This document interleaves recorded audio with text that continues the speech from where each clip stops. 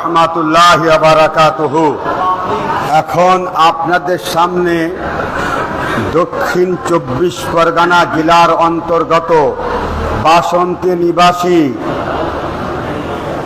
যিনি কেরালা শরিয়াত কলেজ থেকে কামেল ডিগ্রি হাসিল করেছেন, তিনি আপনাদের সামনে উপস্থিত হয়েছেন। জনাব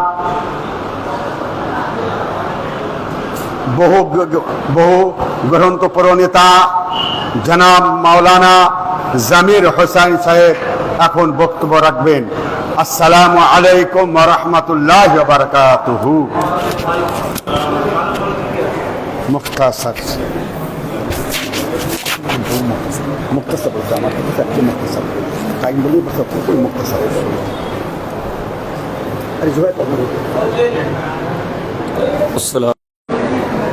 أعوذ بالله من الشيطان الرجيم بسم الله الرحمن الرحيم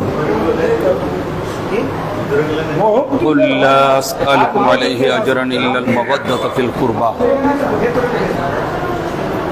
وقال قال رسول الله صلى الله عليه وآل بيته وسلم الحسن والحسين سيدا شباب أهل الجنة صدق الله العلي العظيم وصدق رسوله النبي الأمين المكين الكريم ونحن على ذلك لمن الشاهدين والشاكرين والحمد لله رب العالمين। আজ পবিত্র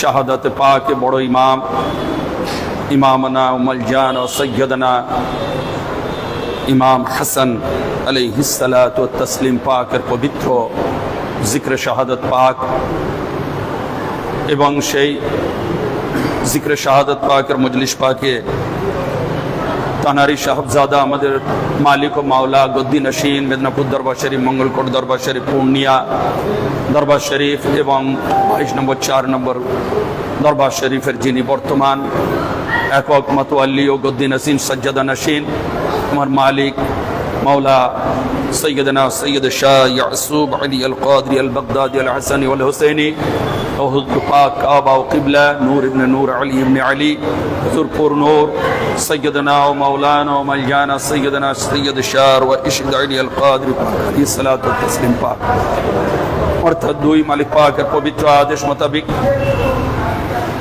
খুবই অল্প সময়ের জন্য আমি আপনাদের সম্মুখে হাজির হয়েছি ইমাম পাকের কিছু পবিত্র ঘটনা আলোচনা করার জন্য। আসুন আমরা সর্বপ্রথম একবার আকায়ে নামদার তাজদার মদিনা রূহ ফিদা জনাবে মুহাম্মদ রাসূলুল্লাহ সাল্লাল্লাহু আলাইহি ওয়া সাল্লাম পাক এবং তার পবিত্র আহলে আওলাদ আহলে বাইত পাক এর উপরে দরুদ শরীফের নজরানা পেশ করুন। আল্লাহুম্মা সাল্লি আলা سيدنا مولانا نبينا شفيعنا محمد معدن الجود والكرم وعلى آله وصحابه وبارك وسلم على سيدنا غوث الأعظم والولده سيدنا مرشدنا المكرم। আজ হযরতে বড় ইমাম পাক আলাইহিসসালাতু ওয়াত তাসলিম পাক এবং হযরতে ছোট ইমাম পাক ইমামে হোসেন পাক আলাইহিসসালাতু ওয়াত তাসলিম দুই পাক দুই নূর রাসূল পাকের জিগর পারা হযরতে খাতুনে কিয়ামত हजरत फातिमा ज़हरा अलैहिस्सलाम पाक नूर नज़र असदुल्लाह गालिब मौला आली मुश्किल कुशा पाक लख्त जिगर এবং সমগ্র বিশ্ব জাহান মুসলমানের সরতাজ ইমাম। কোরআন শরীফের মধ্যে এসেছে যে আল্লাহ রাব্বুল আলামিন আদেশ করেছেন কুল লা আসআলুকুম আলাইহি আজরান ইল্লাল মাওয়াদ্দাতা ফিল কুরবা, অর্থাৎ হে রাসূল আপনি বলে দিন দিন ইসলাম মেহনত এবং আমার রাসূলের বিনিময় যদি তোমরা দিতে চাও তাহলে আমার আহলে বাইত পাঞ্জাতন পাকের তোমরা মোহাব্বত দিও, তোমরা ভালোবেসো। আমার রেখে যাওয়া আল আওলাদ আলী ফাতেমা হাসান হোসেন এনাদেরকে তোমরা মোহাব্বত করো আলাইহিস সালাম। কিন্তু রাসূল পাক সাল্লাল্লাহু আলাইহি ওয়া আলিহি ওয়াসাল্লাম পাক দুনিয়া থেকে চলে যাওয়া 30 বছরের মধ্যেই সম্পূর্ণ এই কোরআন শরীফের হুকুম লঙ্ঘন করা হয় এবং এনাদেরকে খুব কঠিন থেকে কঠিন দুশ্মনের সম্মুখীন করতে হয়। যারা আহলে বাইত পাক, পাঞ্জাতনে পাক এবং দুই ইমাম পাকের বিরুদ্ধাচরণ করেছিল, শত্রুতা পোষণ করেছিল, তারা আর কিন্তু অন্য কোন ধর্মের ধর্মাবলম্বী নয়। তারা না হিন্দু, না খ্রিস্টান, না বৌদ্ধ, না জৈন, তারা ছিল মুসলমান। যখনই হযরত মাওলায়ে কায়নাত পাক গদি থেকে বসলেন, তখন থেকে তাদের শত্রুতা শুরু হয়ে গেল, অর্থাৎ বনি উমাইয়া। আর বনি উমাইয়ার যে নালায়েক সন্তান মাবিয়া সম্পূর্ণভাবে মাওলা মুশকিল কুশা পাকের বিরুদ্ধাচরণ করলো এবং সম্পূর্ণভাবে নেমে পড়লো ওনার বিরুদ্ধে এবং দুশ্মনীতে। হযরত মাওলায়ে কায়নাত পাক যখন হযরত ওসমান গনি রাদিয়াল্লাহু আনহু শহীদ হলেন, মাওলায়ে কায়নাত পাককে সকল আরববাসী গদিতে বসালেন, মেনে নিলেন ওনার একক খেলাফতকে, কিন্তু মানলো না মাবিয়া। হযরত মাওলায়ে কায়নাত পাকের সাথে যুদ্ধে লিপ্ত হলো এবং সিফিন হলো, কিন্তু হযরত রাসূল পাক সাল্লাল্লাহু আলাইহি ওয়াসাল্লাম বলেছেন, আনা হারমুন লিমান হারাবাকুম ওয়া আনা সালমুন লিমান সালামাকুম। এ আলী, তোমাদের সাথে যারা যুদ্ধ করবে আমি তাদের সাথে যুদ্ধ করব, তোমাদের সাথে যারা সন্ধি করবে, ভালোবাসবে, আমি তাদের সাথে ভালোবাসা দেব। কিন্তু তার সত্ত্বেও মাবিয়া চূড়ান্ত পর্যায়ে দুশ্মনীতে নেমে আসে এবং যখন হযরত মাওলায়ে কায়নাত পাক শাহাদাত বরণ করলেন, শাহাদাত বরণ করার পরে উনি কিন্তু নিজের শাহজাদা পাককে গদিতে বসাননি, বড় ইমাম পাককে গদিতে বসাননি। উনি একটা কথা বলেছিলেন, উনাকে আপিল করা হলো যে হুজুর আপনি কাউকে বসিয়ে যান গদিতে। উনি বললেন না, আমাদের দয়ার নবী যে মতো আমাদেরকে ছেড়ে গিয়েছেন, উনি যখন কাউকে বসাননি, আমিও কাউকে বসাবো না গদিতে। আমি রাসূলে পাকের আমল করব, রাসূলে পাক যা করেছেন তাই করব। কিন্তু যোগ্য যিনি, যোগ্যের পরিচয়ে তার পরিচয় সাথে সাথে সমগ্র আরবের মধ্যে মানে কয়েক ঘন্টার মধ্যে 40,000 সাহাবায়ে কেরাম এবং মুসলমান সকলে এসে হযরত বড় ইমাম পাক আলাইহিসসালাতু ওয়াত তাসলিম পাক, আজ আমরা যার শাহাদাত পাক মানাচ্ছি, তার হাতে বায়াত হয়ে গেলেন। এবং হযরত মাওলায়ে কায়নাত পাকের জিগার পারা বড় ইমাম পাক আলাইহিসসালাতু ওয়াত তাসলিম পাক একক সমগ্র মুসলিম না হলেও অর্ধেক এই পৃথিবীর শাসনভার নিজের করতলগত করলেন এবং সকলের ইচ্ছায়। কিন্তু সেই একই সেম কেস মাবিয়া মেনে নিতে পারেনি। যখন দেখল যে হযরত মাওলা বড় ইমাম পাক কে মেনে নিয়েছে হাজার হাজার সমগ্র আরববাসী, বিট্রে করে দিল এবং চ্যালেঞ্জ করলো। ও দামেস্কাস থেকে, শাম থেকে সৈন্য আপনার নিয়ে আসা শুরু করলো। এদিক থেকে বড় ইমাম পাক ও কি করলেন, তিনিও যুদ্ধের প্রস্তুতি নিলেন। আপনার 40,000 ফৌজ নিয়ে চললেন যুদ্ধ। কিন্তু এই মহাভয়ঙ্কর মেঘ সম ফৌজ দেখে মাবা এবং তার যারা হাওয়ালি মাওয়ালি চেলা ছিল সকলে ঘাবড়ে গেল এবং বাধ্য হলো হযরত মাওলা ইমামে হাসান পাকের কাছে এসে সারেন্ডার করতে। তো মাওলা ছিলেন দয়ার সাগর, তিনি কি করলেন, সাথে সাথে বললেন ঠিক আছে, কয়েকটা শর্তে আমি খেলাফত ট্রান্সফার করব এবং যাতে করে সমগ্র মুসলিম জাহানের খুনোখুনিটা বন্ধ হয়ে যায়। আমি চাই না যে এই সাধারণ মানুষের রক্ত প্রবাহিত হোক। রহমতুল লিল আলামিনের টুকরো না, খুব মানে নরম থেকে অতি নরম হযরতে মাওলা ছিলেন, খুব দিলের নরম। তো উনি সাথে সাথে বললেন যে লেখা হোক, সর্বপ্রথম শর্ত হচ্ছে এই, মাবিয়া মরে গেলে এই খেলাফত ফের নবী খানদানের কাছে চলে আসবে। আমি যদি থাকি হায়াতে আমি খলিফা হব এবং আমি যদি না থাকি আমার ছোট ভাই হযরতে মাওলা হোসেন খলিফা হবেন। সর্বপ্রথম শর্ত এইটা। তারপরে শর্ত যে আমাদের তোমার রাজত্বে যে মতো গালাগালি করা হয় আমার আব্বা হুজুরের নামে, পুরো আহলে বাইত পাকের নামে, এটা বন্ধ করতে হবে এবং যাবতীয় যা কিছু আমাদের ওয়াজিফা দেওয়া হতো এগুলো বরকরার এবং রাখতে হবে। মাবিয়াদ এগুলো যে কোনো ভাবে অন্তত ওনার কাছ থেকে খেলাফতটা নেওয়াই আমার লক্ষ্য। তারপরে তো এইবারে কি করলো মাওলা, তিনি কি করলেন, সাথে সাথে যখন সন্ধি চুক্তি হয়ে গেল, মাবিয়ার, এই খেলাফত মাবিয়ার হাতে যাওয়ার সাথে সাথে খেলাফত আর থাকলো না, এটা বাদশাহীতে পরিণত হয়ে গেল, বাদশাহী। এইবার তাহলে চিন্তা করুন, এত পবিত্র জিনিস খেলাফত, সেই খেলাফত যখন ট্রান্সফার হলো মাবিয়ার কাছে, সে খেলাফত আর থাকলো না, পবিত্রতা আর থাকলো না, নষ্ট হয়ে গেল সেই জিনিসটার হৈসিয়াত এবং তার মূল্য, সাথে সাথে সেটা বাদশাহী পরিণত হয়ে গেল। এবং ওই মাবিয়া এবারে কি করলো, সম্পূর্ণ হযরত মাওলা শর্তের বিরুদ্ধে চলে গেল। কিরকম, যে এইবারে সদা সর্বদা পিছনে পড়ে রইল হযরত বড় ইমাম পাক আলাইহিস সালামকে কি করে শহীদ করানো যায়। এবং হযরত বড় ইমাম পাক আলাইহিস সালাতু ওয়াস তাসলিম পাক, ওনার ছোট্ট একটু আমি জীবনী আলোচনা করি সংক্ষেপে, যে 3রা রমজান, বহু কিতাবে বহু এসেছে, তো 3রা রমজান শরীফ হুজুরের পবিত্র বেলাদাত শরীফ।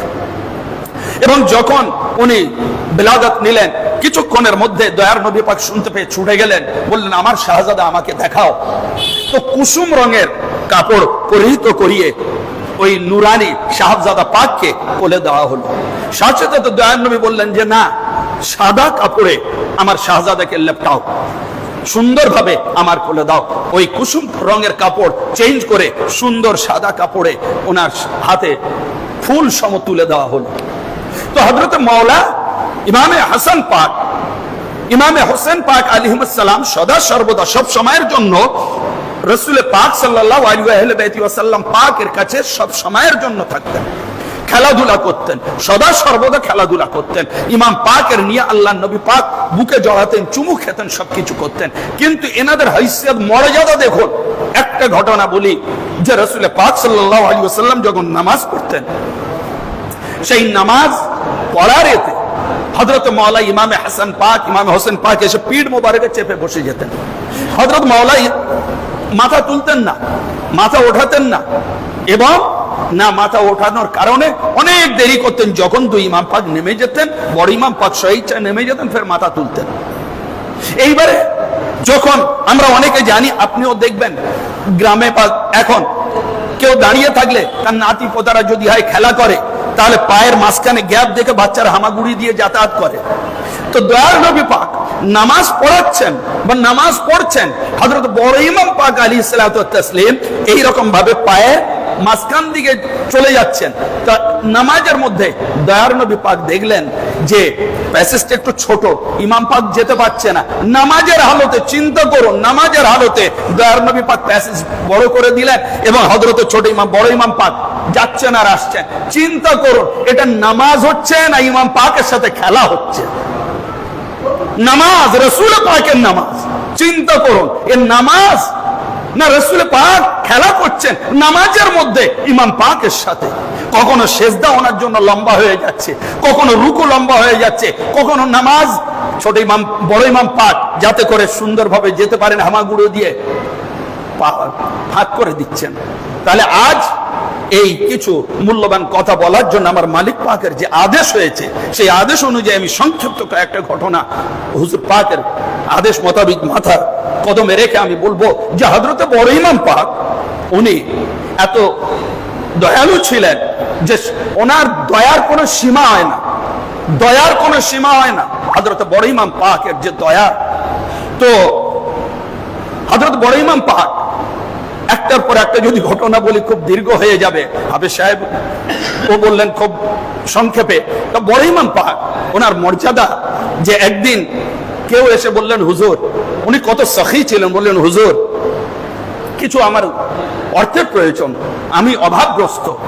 একবার দ্বিতীয়বার আর জিজ্ঞাসা করলেন না যে কি কি ব্যাপার, কি করবে।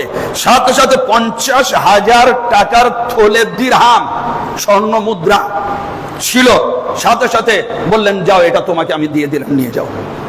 উনি বললেন হুজুর আমি কি করে নিয়ে যাব, এত ভার? বলে আচ্ছা দাঁড়াও। একজন কুলিকে ডাকলেন। এইবারে কুলিকে ডাকার নিয়ে যাওয়া মানে তার মজুরি দেওয়া, ফিস দেওয়া। সাথে সাথে বললেন না ওটা তোমার দিতে হবে না, যেহেতু এ জিনিস আমি তোমাকে দিয়েছি, ওর ফিসটাও আমি আমার থেকে দিয়ে দেবো।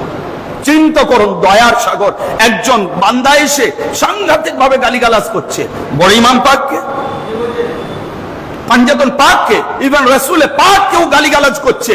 হুজুর কিচ্ছু বললেন না, কিচ্ছু বললেন না, একেবারে পাহাড়ের সম বসে রইলেন। কিছুক্ষণ পরে বললেন, কি দরকার তোমার, কিছু চাও?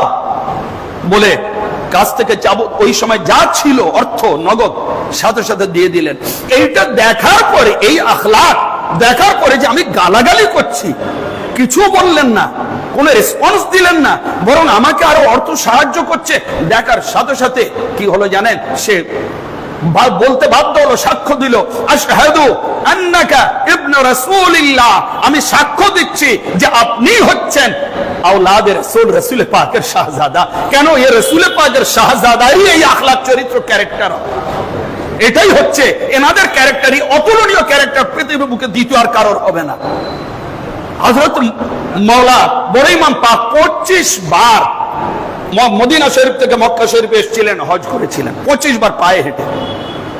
জিজ্ঞাসা করা হলো, হুজুর এত সুন্দর সুন্দর ঘোড়া আছে, উট আছে, এত দামি এবং সুন্দর, তাকতবার, হুজুর আপনি তার পিঠে চেপে আপনি যাচ্ছেন না, আপনি হেঁটে যাচ্ছেন, না হলে মক্কা থেকে মদিনা শরীফ আপনার আনুমানিক 500 কিলোমিটার হবে, আপনি যাচ্ছেন না কেন হুজুর? চরণ বলে, না আমি সেই আল্লাহর দরবারে যাব। আর এত আভিজাত্যপূর্ণ ভাবে যাব না, আমি একটু বিনয়ের সাথে আল্লাহর সাথে সাক্ষাৎ করতে চাই।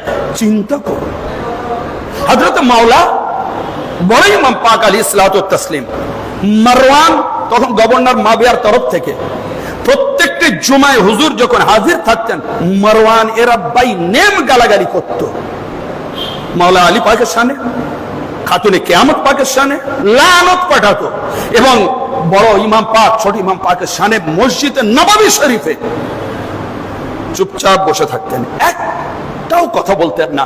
কিন্তু এইবারে কি হলো, কিছুক্ষণ পরে নামাজ হয়ে যাওয়ার পরে মাওলা দাঁড়িয়ে রয়েছেন, মারওয়ান এলো, এসে নাক ঝাড়লো বাইরে, নাক ঝেড়ে এইবারে কি করলো, ডান হাত দিয়ে নাকটা পরিষ্কার করলো, রাইট হ্যান্ড দিয়ে নাকটা পরিষ্কার করলো। শিক্ষণীয় বিষয় এটা। নাকটাকে মারওয়ান, যে একটু আগে আহলে বাইত পাকের গালাগালি দিল, সে সর্দি ফেললো, ফেলে এই ডান হাত দিয়ে নাকটা পরিষ্কার করতো, সাথে সাথে বড় ইমাম পাক তাকে ধরলেন, বলে তোমার এইটুকু জ্ঞান হলো না যে নাক সাফ কোন হাত দিয়ে করতে হয়, তোমার এই জ্ঞানও নেই, তুমি ডান হাত দিয়ে নাক সাফ করছো, হ্যাঁ তোমার তো এটা বাম হাত দিয়ে করা দরকার। ও তখন লজ্জিত হয়ে মাথা হ্যাক করে ফেললো। চিন্তা করো কত ছোট্ট সূক্ষ্ম জিনিস তার কিভাবে থ্রেড দিয়ে বুঝিয়ে দিলেন, কিন্তু সবর করছেন, গালিগালাজ শুনছেন তো সবর করছেন। আর এই গালিগালাজের রওয়ায়াত মাবিয়ার আমল থেকে শুরু হয়েছে, মাবিয়ার তরফ থেকে শুরু হয়েছে, এবং মাবিয়াকে আজ যারা বলে কাতিবে ওই ছিল, এত সম্মান করে, সম্পূর্ণ ভুয়া হাদিস এসব। কখনো সে কাতিবে ওহী ছিল না। যখনই মাওলা আলী পাকের জিকির আসবে, যখনই বড় ইমাম পাকের জিকির আসবে, অবধারিত মাবিয়া এবং পুরো তার বংশের জিকির আসতে বাধ্য। কেন? শত্রু যেভাবে পায়ে পায়ে লেগে থাকে, মাবিয়া তাই করেছিল আহলে বাইত পাকের সাথে। এনাদের তিষ্ঠত পর্যন্ত দেয়নি, সদা সর্বদা। এইবারে বড় ইমাম পাক আলাইহিসসালাতু ওয়াত তাসলিম পাক এইবারে তিনি কি করছেন, যখন মদিনা শরীফে এলেন, মদিনা শরীফে আসার পরে ভাবলেন একটু হাওয়া চেঞ্জের জন্য মৌসিল যাব, ইরাকে গেলেন। ইরাকে যাওয়ার পরে ওখানে যার বাড়িতে রইলেন, উনি হচ্ছেন মাওলার অতি প্রেমিক লোক, কিন্তু মাবিয়া তার মাধ্যমে মাওলাকে 3 বার বিষ দেওয়ালো, 3 বার, 3 টাইমস। চতুর্থবার যখন বিষ দেওয়ালো, দিতে যাবে কি তার আগে ধরা পড়ে গিয়েছে। এইবারে মাওলা কে বলছেন, হুজুর আপনি অনুমতি দেন, ওর গর্দান উড়িয়ে দিই। ওনার আশেকরা চিন্তা করো, বলছেন না খবরদার ওটা করো না, আমি ওর বাড়িতে আছি। চিন্তা করুন, এগুলো কি ভাবা যায়? এত দয়ার সাগর, বলে এটা খারাপ ভাববে, ও আমরা মেহমান, ওকে কিছু বলো না। কিন্তু যারা আসে তারা এইবারে কি করলো, কিছুদিন পরে তার গর্দান উড়িয়ে দিল। তো মাওলা এইভাবে সহ্য করলেন। এইবারে একজন যখন চলছেন, রাস্তা দিয়ে চলছেন, মাওলা একজন এসে এত জোর তরবারি মারলো, মাওলা ঠিক রান কেটে হাড়ে চলে গেল সেই তরবারি। হুজুর সহ্য করে নিলেন, কিছু বললেন না, সে দৌড়ে পালিয়ে চলে গেল। ডাক্তার এলো, ডাক্তার এসে বলছে, হুজুর এ ভয়ঙ্কর বিষ দিয়ে ডুবিয়ে রাখা তরবারির আঘাত করা হয়েছে। কিন্তু তখনকার সেই শল্য চিকিৎসা সেটা ছিল খুবই হাই লেভেলের। সাথে সাথে সমগ্র বডির ব্লাডটাকে শোধন করা হলো এবং হুজুর কি করলেন, সেবা পেয়ে গেলেন। বারবার ওনাকে হিট করা হয়েছে, একবারও কিন্তু উনি উত্তর দেননি। ধৈর্য দেখুন, সবর দেখুন। এইবারে কি হলো, এইবারে মাবিয়া দেখছে বারবার আমি হেরে যাচ্ছি, আর যতক্ষণ বড় ইমাম পাক থাকবেন ততক্ষণ আমি আমার কার্যসিদ্ধি করতে পারবো না। আমি সারা অল ওভার মুসলিম কান্ট্রির আমি একক বাদশাহ হতে পারবো না। কেন? পথের কাঁটা। আমি মরে গেলেই তো উনি খলিফা হবেন, তাহলে আমরা কি করে আরো হব? আমি চাই না যে কয়েক বছরের জন্য হই, তারপর ফের খেলাফতটা নবী খানদানে চলে যাক। এইভাবে ওরা যেহেতু এই দুশ্মনীটা আপনার চলে আসছে, এমন সময় বড় ইমাম পাক আলাইহিস সালাতু ওয়াত তাসলিম পাকের সুচারুরূপে, যাতে করে এইবারে কখনো 20টা মিস্টেক না হয়, যখন ওদিকে 3 বার দেওয়া হলো, তারপরে আরো 2 বার দেওয়া হলো, বারবার হুজুর শেফা পেয়ে গেলেন। বারবার মদিনা শরীফে গেলেন, রওজা শরীফে কান্নাকাটি করলেন, দোয়া করলেন, নানা যান বড় অসুস্থ, একটু দয়া করেন। সাথে সাথে কিন্তু এইবারে কি দেওয়া হলো, হুজুর আরাম ফরমাচ্ছেন, এমন সময় সেই যে পানির পাত্র সেটা পুরো সিল করা ছিল এবং তার মধ্যে দেওয়া হচ্ছে আলমাস, পারা, এত ভয়ঙ্কর এর বিষ। সেই বিষটা নিয়ে গিয়ে আপনার সিল কিন্তু ভাঙেনি, পুরো পানিতে দেয়নি, ওটা ওই সিলের ওপরেই রেখে দিয়েছে। আস্তে আস্তে ওইটা শোধন হয়ে হয়ে গলে গলে আপনার পানিতে চলে গেল। হুজুর মাওলা কি করলেন, পানি রাত্রেবেলা চাইলেন, ওনার স্ত্রী জাহাদা বিন আশআশ হুজুরকে পানি দিলেন। পানি খাওয়ার সাথে সাথে, পান করার সাথে সাথে হুজুর বললেন, হায় আমি একই পান করলাম, গলার এখান থেকে কেটে টুকরো টুকরো হয়ে চলে যাচ্ছে মধ্যে। চিন্তা করতে পারবেন না যে কি পরিস্থিতি। হুজুর ছটফট করছেন যে জাদা একই বিষ মিশ্রিত পানি, এতদিন আমি যা বিষ আমাকে দেওয়া হয়েছিল এ তার থেকে আলাদা ধরনের, এ তো ভয়ঙ্কর বিষ। হুজুর ছটফট করছেন, বললেন যাও আমার ছোট ভাইকে ডেকে নিয়ে এসো। মাওলা ইমামে হোসেন পাক ছুটে এলেন, ছুটে এসে জড়িয়ে ধরলেন, ভাই কি হয়েছে? জানের টুকরো 2 ভাই, নূরে নজর রসুলে পাক, 2 ভাই রসুলে পাকের। এমন হাদিস শরীফের মধ্যে এসছে, বড় ইমাম পাক আলাইহিস সালাতু ওয়াত তাসলিম মাথা থেকে নিয়ে বুক সিনা অবধি হুবহু রসুলে পাকের মতো, আর সিনা থেকে নিয়ে পায়ের নখ অবধি ছোট ইমাম পাক হুবহু রসুলে পাকের মতো। 2 ইমাম পাককে যদি এক জায়গায় দাঁড় করিয়ে দেওয়া হয়, 2 ইমাম পাকের শরীর মিলে পূর্ণাঙ্গ রসুলে পাকের আকৃতি দেখা যায়। সেই জন্য কোন কবি, কোন বুজুর্গ কত সুন্দর বলেছেন, আমরা জানি রসুলে পাক ছিলেন নূর, ওনার ছায়া ছিল না, রসুলে পাকের ছায়া ছিল না, কিন্তু বুজুর্গানের দিনরা বলেছেন হ্যাঁ রসুলে পাকের ছায়া ছিল, রসুলে পাকের ছায়া ছিল। তখন বলছেন রসুলে পাকের ছায়া আমাদের মতো এরকম কালো ছায়া ছিল না, রসুলে পাকের নূর, ওনার নূরি ছায়া ছিল। সেই নূরি ছায়ার নাম হচ্ছে হযরত ইমামে হাসান, ইমামে হোসেন পাক। ওই 2 শাহজাদা মিলে রসুলে পাকের ছায়া, নূরি ছায়া।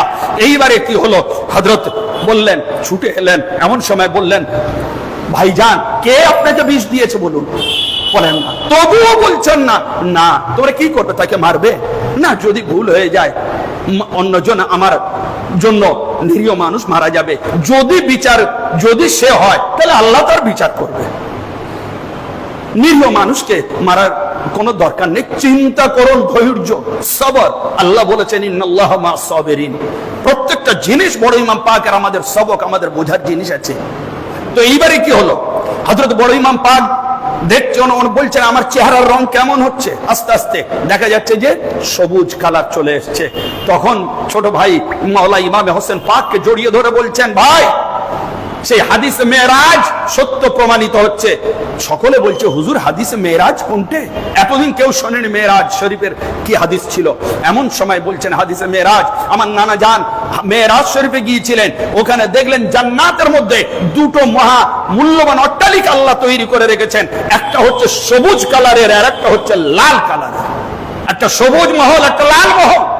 তা আমি রাসূল জিজ্ঞাসা করলাম ফেরেশতাদেরকে, ফেরেশতা এই 2 কালার, এই 2 মহল কার, কি জন্য, আর কালার এরকম কেন? তখন তারা মানে খুব দুঃখে বিচলিত কণ্ঠে আর বলতে পারলো না ফেরেশতারা। হযরত জিবরাইল বললেন, হুজুর ওরা খুব মানে ব্যথায় বেদনা দায়ক হয়ে ওরা বলতে পারছে না। আমি বলছি ওই দুটো বিল্ডিং, দুটো মহলের ঘটনাটা কি?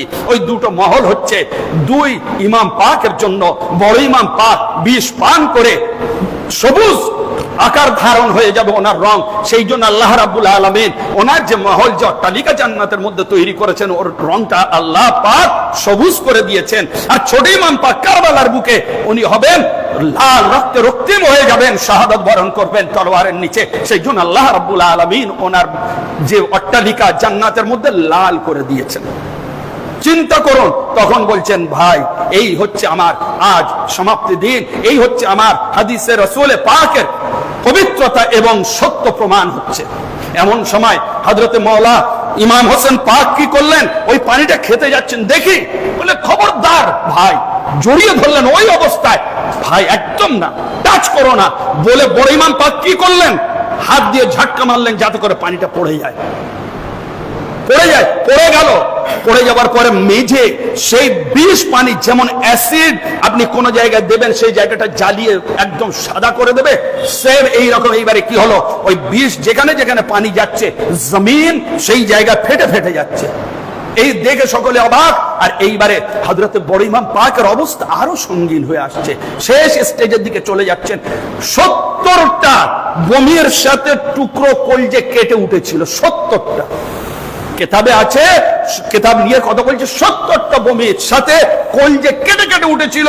চিন্তা করতে পারছেন যে রাসূলের উপরে কোরআন নাজিল হয়েছে, সেই কোরআনে বলা আছে আমার নবীর আহলে বায়ত তোমরা ভালোবাসো। এই ভালোবাসার পরিণাম এই মুসলমান ভালোবাসা দিচ্ছে আমার রাসূলে পাকের। আজ যারা মাবিয়ার নামে নারা লাগায়, সেই মাবিয়া গোষ্ঠী এই ভালোবাসা দিয়েছে রাসূলে পাকের। এটা কোন মুসলমান, কোন মুমিন তো দূরের কথা, কোন অন্য ধর্মের মানুষ এত কঠিন কাজ করতে পারে না। তার অন্তত হাত কাঁপবে, তারও হাত কাঁপবে। আর আজ মাওলা ইমামে হাসান রাসূলে পাকের বেসাল শরীফের মাত্র 30 বছর হয়েছে। এইভাবে ওনার পবিত্র বংশ খানদানটাকে মিসমার করে দেওয়া শুরু হয়ে গেল। আল্লাহ নবী পাক হুজুরে পাক সাল্লাল্লাহু আলাইহি ওয়াসাল্লাম এই জন্য রেখে গিয়েছিলেন।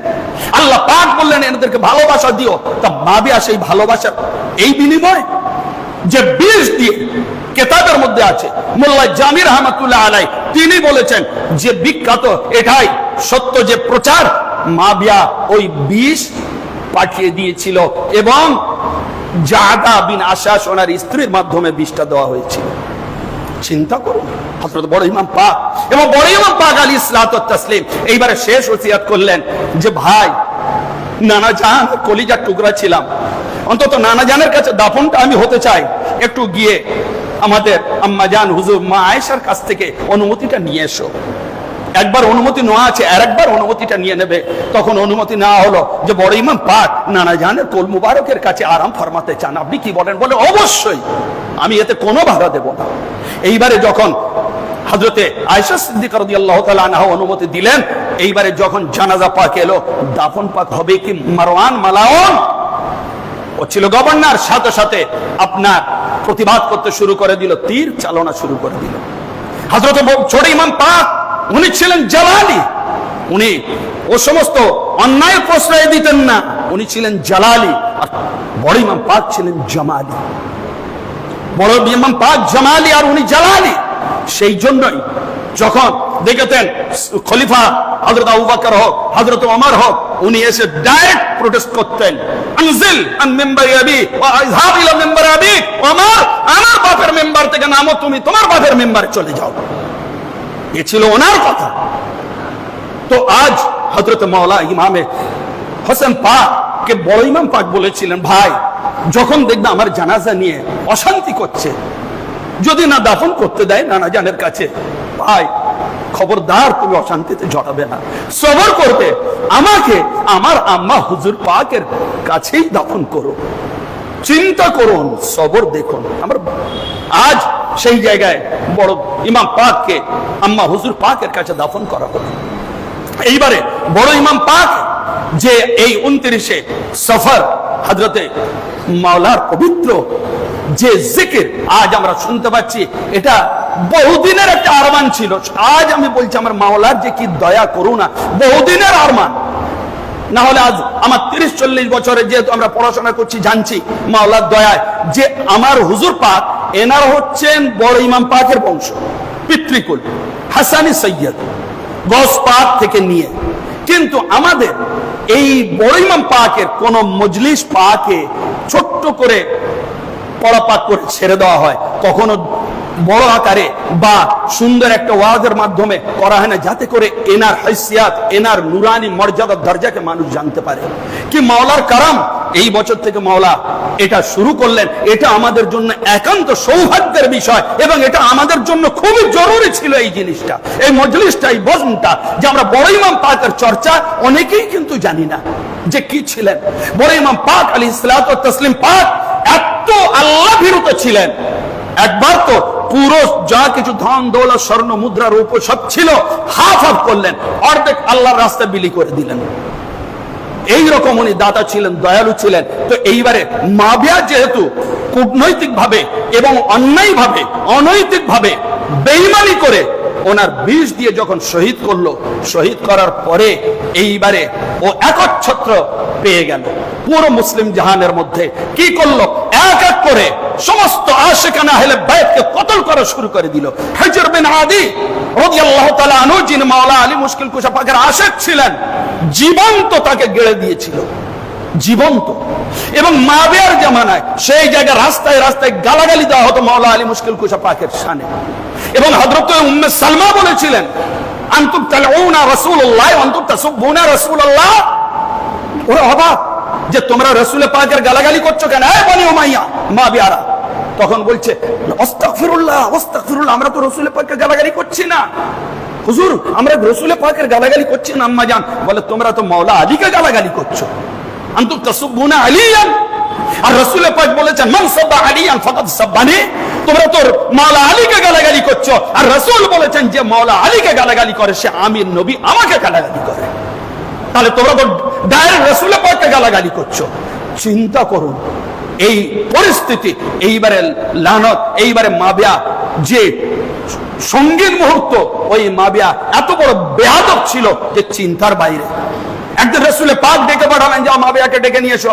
আব্দুল্লাহ ইবনে আব্বাস রাদিয়াল্লাহু তাআলা এবং সালমান নদভী, যিনি এখন দেওবন্দের মানে গ্রেটেস্ট একজন জবরদস্ত স্কলার, ইন্টারন্যাশনাল স্কলার, উনি সমস্ত দেওবন্দের মধ্যে সব থেকে বড় আলেম বর্তমান আপনার সালমান নদভী। উনি এখন বলতে বাধ্য হয়েছেন, অনেকদিন ধরে বলছেন, পুরো মাবিয়াকে মানে তার সমস্ত চক্রান্ত, সমস্ত তার যে মুখোশ, সমস্ত উনি খুলে দিচ্ছেন। আমাদের নন উনি, কিন্তু উনি একজন শিক্ষিত মানুষ, উনি বুঝেছেন, বুঝে এখন উনি বলতে বাধ্য হয়েছেন। এখন ওনার জবাব আর কেউ দিতে পারছে না। তো এইবারে কি হলো, মাবিয়া এইবারে কি করলো, মাবিয়া আল্লাহ নবী ডাকতে পাঠালেন, যাও মাবিয়াকে ডেকে নিয়ে এসো। হযরত আব্দুল্লাহ ইবনে আব্বাস গেলেন, মাবিয়া হুজুর ডাকছেন। আচ্ছা ঠিক আছে, আমি এখন খানা খাচ্ছি, আমি খানা খাচ্ছি, খেয়ে যাচ্ছি। এই খানা খেতে আর কতক্ষণ লাগে? আর হুজুর যেখানে ডেকেছেন 10 মিনিট 20 মিনিট লাগুক, হুজুর 10-20 মিনিট ওয়েট করলেন। করার পর ফের বললেন, কই এলো না তো, ডাকো। ফের ডাকা হলো, ফের গিয়ে দেখছেন খাচ্ছেন। বলে, আমি খাচ্ছি, খেয়ে যাচ্ছি। হুজুর তো দয়ার সাগর রহমতুল্লিল আলামিন। আচ্ছা সবর করলেন, ঠিক আছে আসুক। এখনো আসেনি, আসুক। তৃতীয়বার ফের পাঠালেন ডেকে নিয়ে এসো।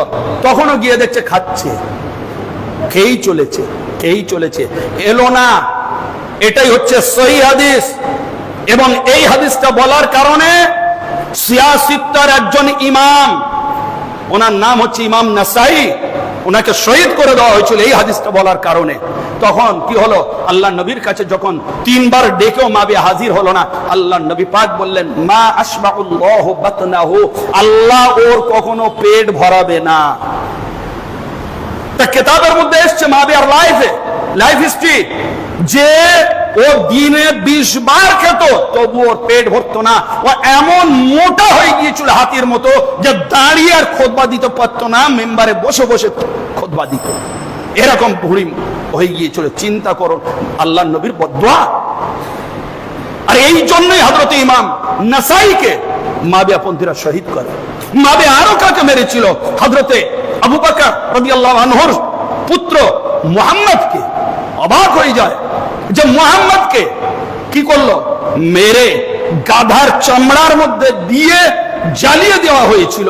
চিন্তা করা যায় না মুসলমান, একজন মুসলমান। এখন আমরা যদি আমাদের সাথে অন্য যারা করছে অন্য ধর্মের, আমরা খুব ব্যথিত হচ্ছি আমরা, কিন্তু সে ওই অন্যায় করেছিল। তো এইবারে মাওলা আমাদের আজকের যে আমরা সত্য মিথ্যা বুঝতে হবে, আহলে বাইত পাকের দামান, আমাদের মাওলা পাকের দামান, আমাদের বর্তমান হুজুর পাকের দামান, আমাদের দুই ইমাম পাক ও পাঞ্জাতন পাক, আমাদের মাথার পুকুর, আমাদের সদা সর্বদা সেই কদম পাকে হাজির হয়ে আমাদের ওনাদের অনুগত অনুচর হয়ে থাকতে হবে। আর মাবিয়া নামক নরপিশাচ আজও যারা আছে, মাবিয়া ইয়াজিদের দল, সেই সমস্ত মানুষদের থেকে আমাদের হেফাজতে থাকতে হবে। আমাদের সকলকে নিজেদের হেফাজত করতে হবে, আমাদের ইমানটা হেফাজত করতে হবে। আল্লাহ আমাদের সেই তৌফিক দান করুন। আল্লাহ যেন আমাদের সেই মাওলার দরবারে একাকিত্ব ভাবে আমাদের বংশ পরম্পরা আমরা এই 4 নম্বর দরবার শরীফের গোলাম হয়ে যেতে পারি, থাকতে পারি। বংশ পরম্পরা আমাদের মাওলা কবুল করে নেন, আমিন। ওয়া আখির দাওয়ানা আলহামদুলিল্লাহি রাব্বিল আলামিন। আসসালামু আলাইকুম।